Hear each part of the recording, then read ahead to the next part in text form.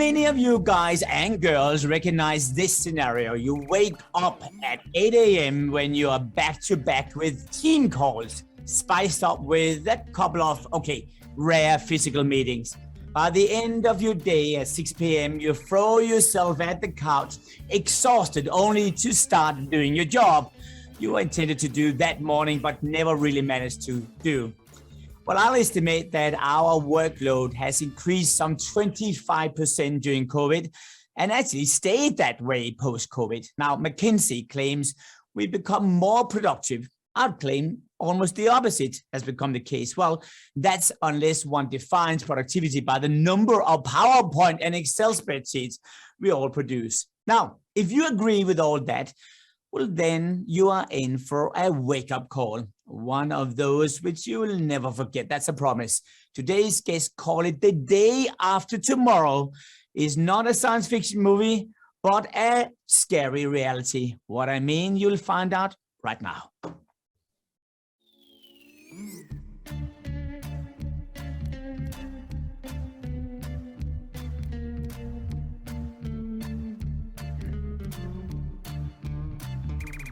Hey everyone, welcome to all our viewers across the world, our World Business Forum audience, and all our Chief Executive Magazine readers. I'm Martin Lindstrom, your co-host, along with my dear friend and the world's #1 leadership coach, Marshall Goldsmith.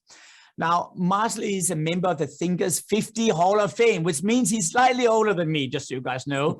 And he's written some of the most iconic books out there, including his latest New York Times bestseller, The Earned Life, Lose Regret, Choose Fulfillment. Well, actually, it's already out there and it's doing fantastic. And I read it, and I have to say, I know I'm biased here. You have to read it too. It's amazing. Now, beside all those fancy credentials, I have to say, more importantly than anything, Marshall is an amazing human being. Thank you, Marshall, for all your help and support through the years. I just want to say that to you. Oh, look, I am honored to be here with my comrade, Martin Lindstrom. Martin is the world's most interesting person. He is the world's most interesting person. If you get a chance to know this guy, you should. There's no one literally in my life more interesting. Time Magazine, he said he's one of the 100 most influential people, but only in the world. I think he's entered in the intergalactic contest soon. So he's written some crazy good books, Ministry of Common Sense, Biology. He's the world's #1 expert on branding. He is also just a good guy. He does volunteer work. He's willing to help anybody pretty much at any time. So he has a very, very, very good heart, and he produces this show, which I just find to be amazing. I'm so honored to be a comrade of his. So thank you, thank you, thank you. Thank you. And I'll tell you one thing, Marshall, if my mom was still alive, she would be crying right now. You already have one fan. Thank you. Thank you for that. Now, listen, everyone, if you have any questions or comments, just post them here or just tell us who you are and where you are. And if you, by the way, like the show, don't forget to press the like, the follow, or the subscribe button. Now, Marshall, I think our viewers will love today's guest. Tell us more. Well, today's guest, one of them is Peter Henson. Peter is an amazing guy. He's a developer of something called the Day After Tomorrow mindset. He's a serial entrepreneur. He's got a new book out called The Phoenix and the Unicorn. He got tired of unicorn, blah, blah, blah, world's most overused word. So he's got a new book out called The Phoenix and the Unicorn, which I love. He's a keynote speaker and author. He's a believer in something called radical innovation. He teaches at the London Business School and MIT. And aside from that, he's just a brilliant, innovative, and creative guy. So very honored to have him joining us today. Well, thank you very much. Thank you very much for having me on the show. So really appreciate it. Now, tell me about what you call the most stupid model in the world, which may not actually be that stupid. So tell us about it. Well, I mean, that whole idea of that day after tomorrow concept started out almost like a joke, and then it started to have a life of its own. But I wanted to have some really simple way to get people to think about how much leadership time do they spend on the important things. And I said, what if you would bucket 3 buckets, today, tomorrow, and the day after tomorrow? So what is today? Today is It's the hundreds of emails we get. It's the dozens of Zoom calls or team meetings we're on. I mean, we all know it eats up so much of your day. It's the exhaustion, Martin, that you were talking about earlier. But then there's tomorrow. And I wanted to find a way is to help companies realize that most of the time when they think about tomorrow, it's actually very, very nearsighted. And I always make the joke, tomorrow is next year's budget. And I love budget season. It's my favorite time of the year. Budget is a yearly sadistic corporate ritual where people put fake news in Excel that is then consolidated into something which never works. And well, the CFOs never like it when I say that. But then there's the day after tomorrow. And the day after tomorrow is new ideas, new innovations, new technologies, new business models, but things that could really change the rule of the game. And it's a very simple way. When I ask executives around the world, how much time do you spend? How much energy do you spend? How much budget do you spend on today, tomorrow, the day after tomorrow? When I ask them, what does it mean? Most of them will say 70, 20, 10. And that's a very polite way of actually trying to figure out what it is. But if you look at the reality out there, the reality is quite different. The reality is not 70, 20, 10. If it would be 70, 20, 10, I would be very happy. But the reality is 93, 7, and 0. And the problem is today eats up so much of our time. And of course it's important. And tomorrow is even more important. But then you think about the day after tomorrow in a world that is constantly changing. I believe that that is going to become crucial if you want to reinvent yourself. Now, this model is a very simple model. I love the model. And then on the very first workshop that I used it years ago, a CEO of the company, this was on a flip chart, said, you know what, Mr. Hinson, your model is wrong. You forgot something. And I said, what do you mean I forgot something? It's today, tomorrow, the day after tomorrow. He said, no, no. And he drew a really big red square on the flip chart. And he said, that is what is our problem, because that's the negative energy. And that's what we call the shit of yesterday. And it's fascinating because this is something that has now led a life of its own. And I really urge companies to say, what can you do to minimize the shit of yesterday and spend more time on the day after tomorrow? I love the model. It's led a life of its own. The only concern I have is that I will probably be the guy who will be remembered as the guy from the shit of yesterday. I absolutely love it. Well done. I mean, no, I talked a little bit about it in the opening of the show, but how do you then carve out time for the day after tomorrow? Because people are so buried in shit of yesterday. Yeah. Well, it's a valid question, but I think you have to form the discipline as an individual, as a leader, but even as a board, as a management team. I mean, one of the things that and I'm sure, you know, Marshall and Martin, you have the same thing. You get invited to a lot of companies, and typically the ones that I really love is when they have their strategic offsite, right? Typically in the summer, you know, for some reason, always in a really nice place, a resort, and they have 2 days of strategic thinking. And they would invite me, and I love to challenge them on the day after tomorrow and urge them to not just think about it, but really act on the day after tomorrow. The most horrible thing is often a year later or 2 years later, they will call me up again and say, oh, would you want to come back? And I say, yeah, that's kind of cool. I want to see what they've done. And then you go back and you realize they've done nothing. And you say, but why? Why do you even ask me back? And they said, oh, it was so fun to listen to you. It was like going to a horror movie in the cinema, but then you go back home and you think, that could never happen to us. So I think the fundamental thing is not just to carve out the time to think about it, to be aware, but to actually find mechanisms in your company to act on the day after tomorrow. And that I think is crucial if you want to survive in a world which I call the never normal, that is changing all the time. Yeah. You know, Peter, these offsite things. I went to one years ago. I was reading a book called, I don't know, the smartest guy in the room about Enron and all the scandals and shit they had, right? Yeah. So I'm reading this book and they talk about one of these offsites in the suburb, exactly what you described, right? And it said, this is where Enron concocted their first illegal Raptor scheme. So I'm reading the time and the date and everything. And I said, oh crap, I was there. Oh my God. Don't mention me. Don't mention me. Don't mention me. I thought, oh shit. Yeah. Dr. Marshall Goldsmith, distinguished coach, leads Enron in the first illegal Raptor scheme. I thought, oh, No, that's funny. I got another question. How do you think this is going to change in kind of the semi-post-COVID world? Well, I think we're now in a situation where, I wrote a book 10 years ago called The New Normal. And I thought it was a fun title at the time. Now I can't stand it, post-pandemic. But what I wanted to describe is what will happen in a world where things like digital become normal. And that happened in the last decade. What I really hope that doesn't happen is that people post-pandemic just have this naive idea that we're going to just slip back to the old normal. As a matter of fact, I don't think the old normal exists anymore.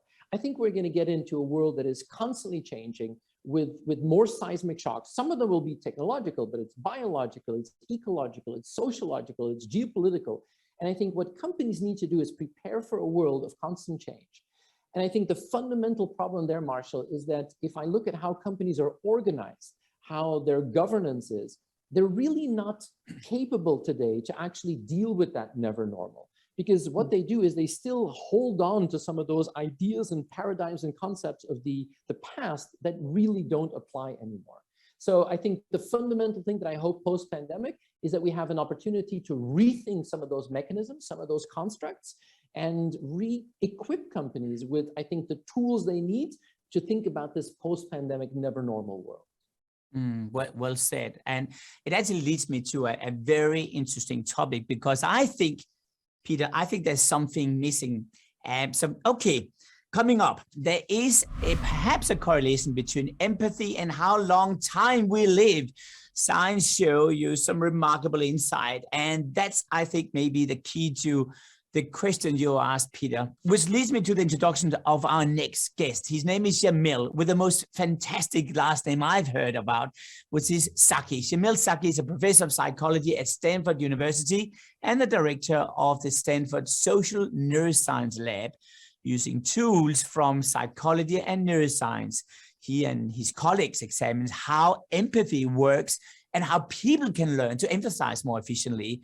Now, his best-selling book, The War for Kindness, what a nice title, is all about how to build empathy, as he says, in a fractured world. Welcome, Jamil. Thanks so much for having me. I'm glad to be here. It's such a pleasure. Do you know what? Both you and I have written a lot about empathy, and you're so much better at it than I am. I have to admit it. So I've been inspired, and here the truth is coming, right? Listen, I just want to ask you a question. We've never been as busy as now with technology playing a major role in our lives. 4 years ago, you said that we were experiencing an empathy shortage. A lot has happened since. What's the empathy status right now? Yeah, well, first, let's get on the same page about what empathy is, which is an umbrella term for different ways that people connect with each other's emotions, including sharing what other people feel, kind of vicariously catching someone else's feelings, understanding what they feel, which is critical to management, and caring about what other people experience. Now, you're right, Martin, that there has been a decline in empathy from the 1970s until around 2010. An interesting question then is what happens now, as you're saying, we've gone through this, well, I like the term, Peter, that you were using earlier, this never normal time. So I think an interesting split occurs during times of disaster, for instance, between what people think, how people think others will behave and how they actually do. People often imagine that during disasters like the pandemic, people will really focus only on themselves, that social order will fall apart, that people will become very selfish. It turns out, though, that during times of disaster, empathy and kindness accelerate. And that's what we've seen over the last 2 years as well. The World Happiness Report was released in March and found that different kinds of acts of kindness, volunteering, charitable donation, and helping strangers all skyrocketed over the past 2 years compared to the years directly before the pandemic. Now, I think that one issue here is that people don't know this. People imagine that during difficult times, we need to focus on ourselves. And lots of managers and leaders think that they need to focus their people only on their individual contributions during times like this. Well, guess what? That loses out on what actually motivates people, which is their connections to one another. You mentioned connections. How about connections in kind of the hybrid world? We've got some people there, some people online. What are your thoughts? I think that one of the great losses of the pandemic has been what I call in-between times at work.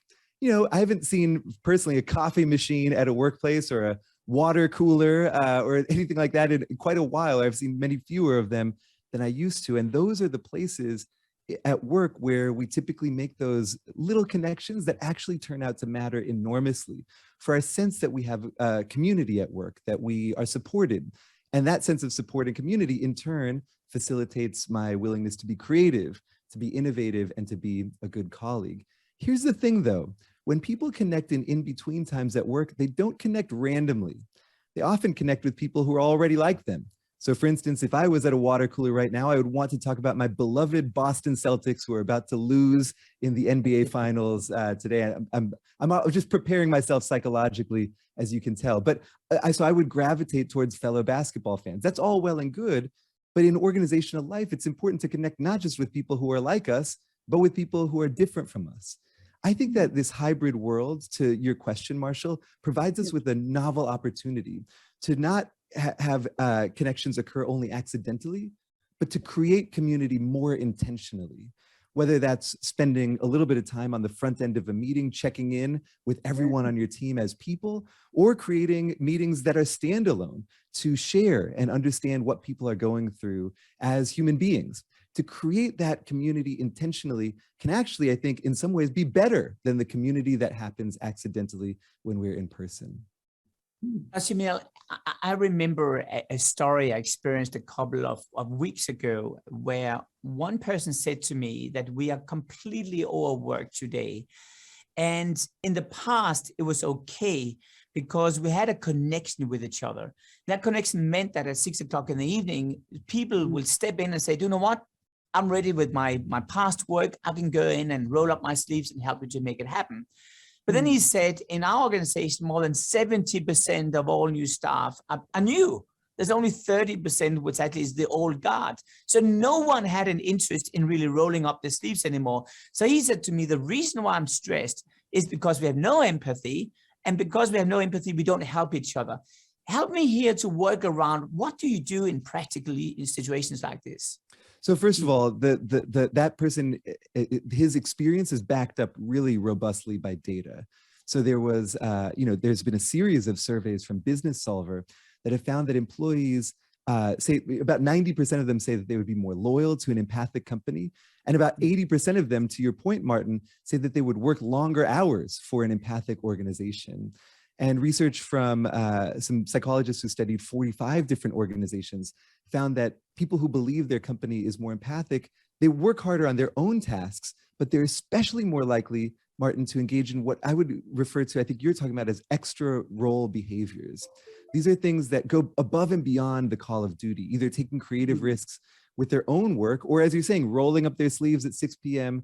to help a colleague. So you're exactly right. If our organizational lives crater with respect to empathy, they're going to crater with respect to productivity, innovation as well. And I think you're seeing that now. There was a survey of 1,000 people who left their jobs during the Great Resignation that found that more than 50% of them, about 54%, cited a lack of empathy and connection as part of the reason that they left. So that 70% of workers who started during the pandemic, if they don't feel connected, they probably won't stay very long either.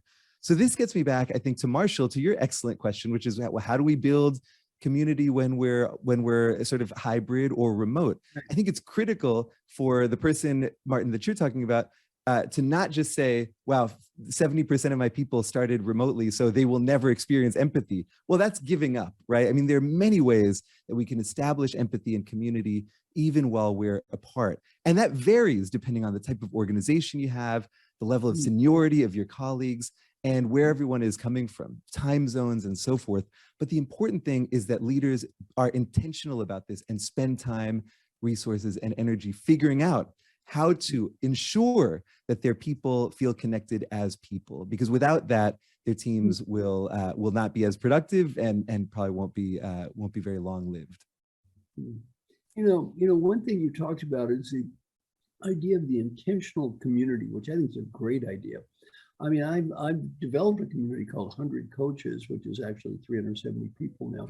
And the idea is they just help each other. And what's nice is over the COVID, I had 50 or 60 people, Mark Thompson and I, we spent 6 hours every weekend with these people and really formed a nice sense of community. And there's an old saying, it's lonely at the top. Well, it used to be lonely at the top. It's lonelier at the top now. Let me ask you another question. How do you deal with the fact that people are scared shitless to say anything to anybody? Well, I think that people are scared often because they don't know each other, and they don't feel as though they are known by the people around them. So, any one thing that you say can be taken out of context by somebody Yeah. who you don't feel connected with. And that's why I think it's important to first focus on building connection and sharing your stories with one another. And then that creates that sense of safety to share our opinions, our views, and our knowledge. When the pandemic began, one of my members of my lab, my lab is about 10 or 12 people. They said, well, we're really feeling disconnected. We would love to have a chance to get together and just have a standalone meeting where we just do like a rose, thorn, bud, something that's gone well in the last couple of months, something that's gone poorly, and something that we're looking forward to. And so I said, great, let's try it. I shared that we're going to do this with my lab, and people were cringing. They said, oh my goodness, this is gonna be the most awkward hour and a half of our lives. Let's never do it again. But I said, fine, well, let's just try it. We did it, and immediately I got emails from almost everyone in my lab saying, can we please do this more often? I think there are many times in our lives, and research backs this up as well, where people underestimate how positive personal connections will be. They feel scared or nervous that trying to connect with someone will be anxious, that they'll be rejected. Those are, right, I think, like shark attacks. Shark attacks are very rare, but very scary. And so a lot of people stay out of the ocean because they don't want to get eaten by a shark, even though it's very unlikely. Rejection and judgment are like social shark attacks. We think that they're going to happen, so we avoid having conversations that actually would lift up everyone involved. I think that we should try to lower the barrier to those conversations as much as we can. Well said. Well, okay. Coming up, can technology be used to increase empathy? I think the answer will surprise you. Now, I think this also leads us to today's BCG Minute. Now, we asked Sandeep Kalra, which is the CEO of Persistent Systems, which is one of the world's leading digital transformation companies with more than 22,000 employees across the world. We asked him to ask all of us his BCG Minute. Here it is.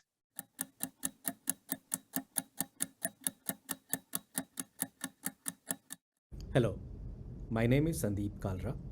I am the CEO of Persistent Systems, the world's leading digital transformation and enterprise modernization firm.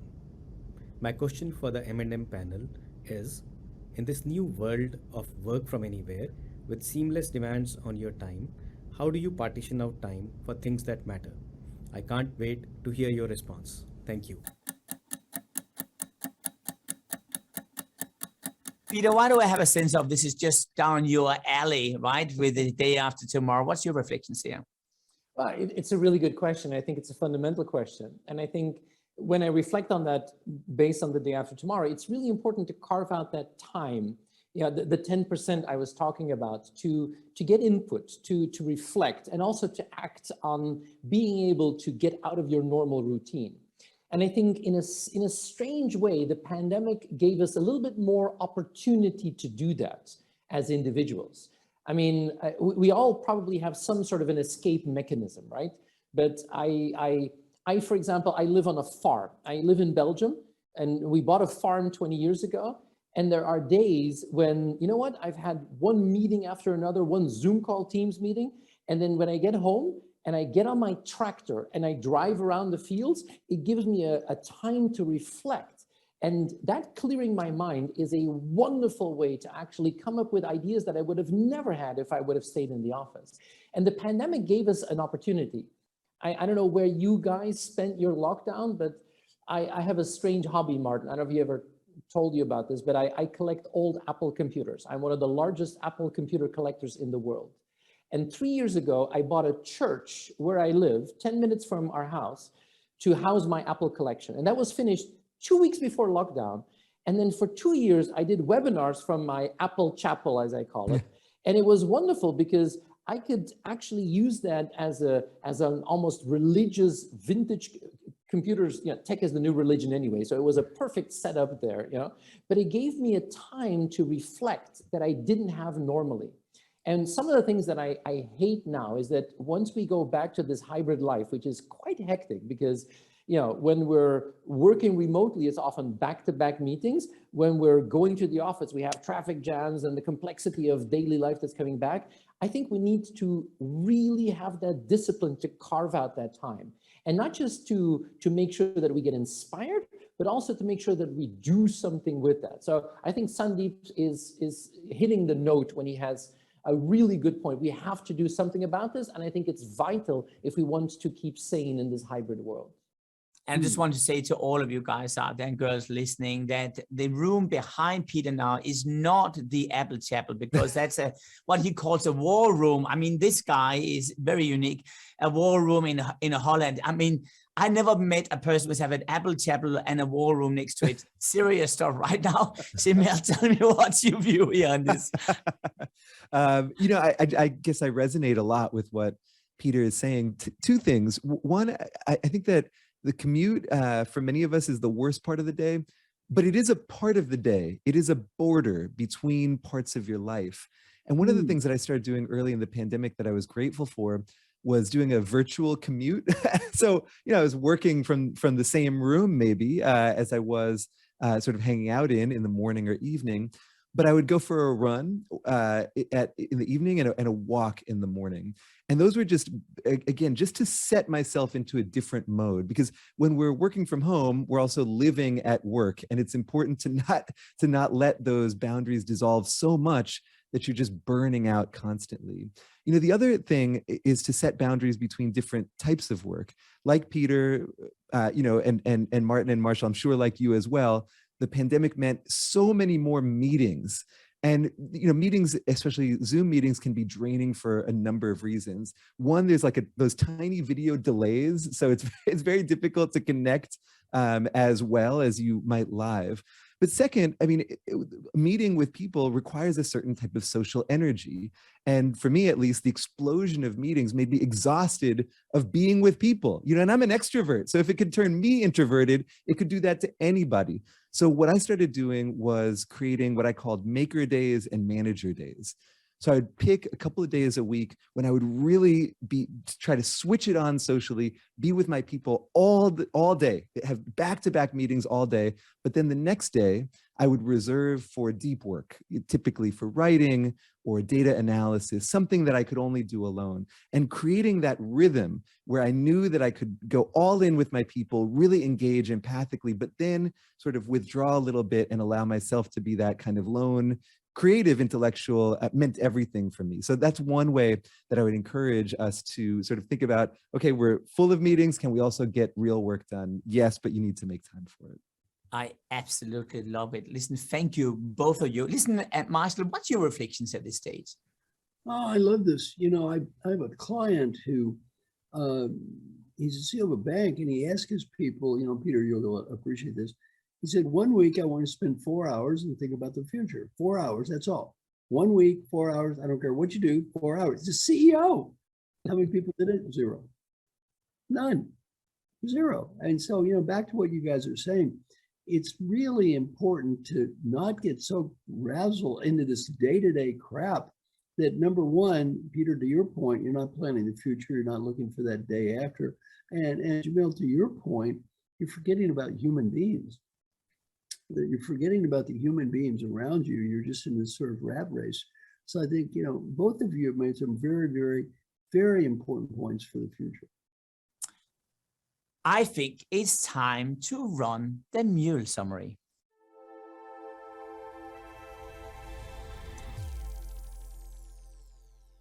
Now, I think this one is easier than some of the previous summaries because they're just so interlinked. And the first thing I want to say is what is fascinating about our two guests is it is just yin and yang in many ways. Both of them are talking about transformations in our lives, transformation between work and private. And what I loved was Peter's idea of, you know, you ideate, you reflect, you have time to put things in a new perspective was the reason why he has his Apple Church, but also Jamil talking about how he has the Maker Day and the Manager Day, that whole idea about that you carve out in a very strategic way time.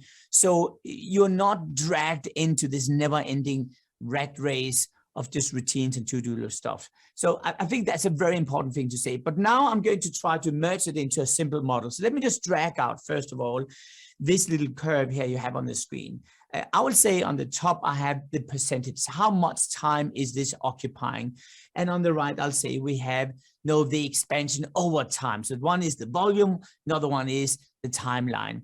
Now, when I take the first aspect of this, it is what Peter talked about, the shit of yesterday.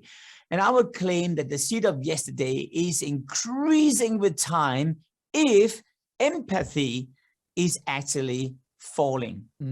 And why am I saying that? I'm saying that because if you do not have empathy, you first of all don't have understanding for others. You're doing your work in isolations. You're not collaboration. There's no collaboration going on. When there's no collaboration going on, I would claim that silos are happening. Silos is generating even more workload. I would claim that's the reason why we work so much more than we ever done before. So in fact, I would say this is probably the essence of what we're seeing from these two gentlemen, which is kind of interesting. So what can we say about this? I think the key to all this is two simple things. One is to be very aware of when you are going on all this stuff with the seed of yesterday, that's a routine-based stuff, that has to have a space because you need to get up to speed, but you also need to carve out in a very disciplined way, almost like a religious way, like what Peter is saying, time for you to reflect. And that comes back to the transition. And also what Jamel is saying, you need to make empathy become a tool in connecting people so we have understandings and synergies with everyone else. So this is my little mule summary.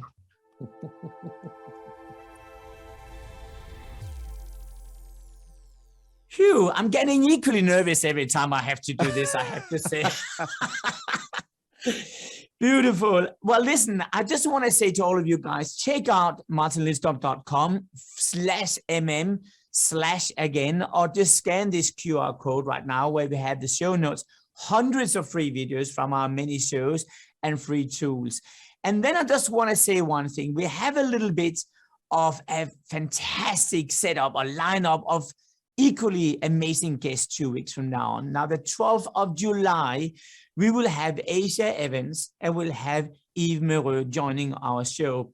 Now, Asia Evans is an American Chief Executive Officer of Amazon's self-driving car subsidiary, Zoox.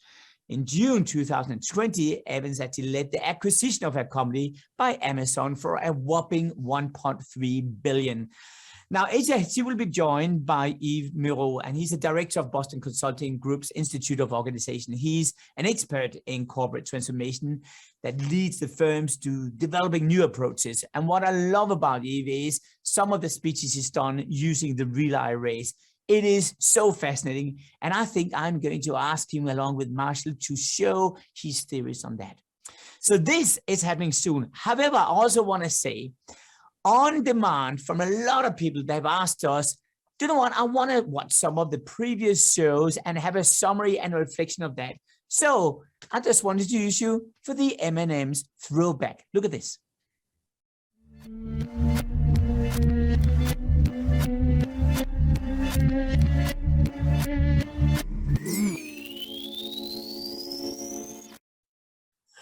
There we go. I tell you, I hope you will watch it. It's happening next week already. So with no further ado, I just want to say thanks to our amazing guest, Marshall, as always. Thank you. And thanks to all the viewers. We will be back again. I think it's the 12th of July at 12 o'clock at noon Eastern. Take care, everyone. Bye for now. Bye-bye.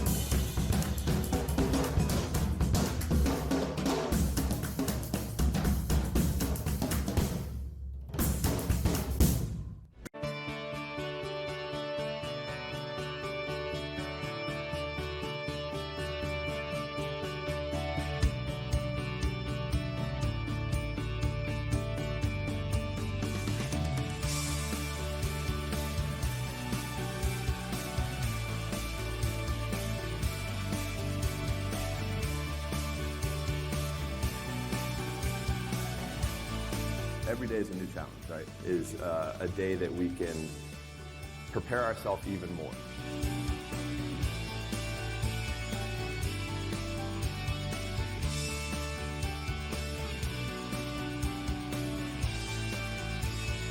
This is about leadership as a mindset.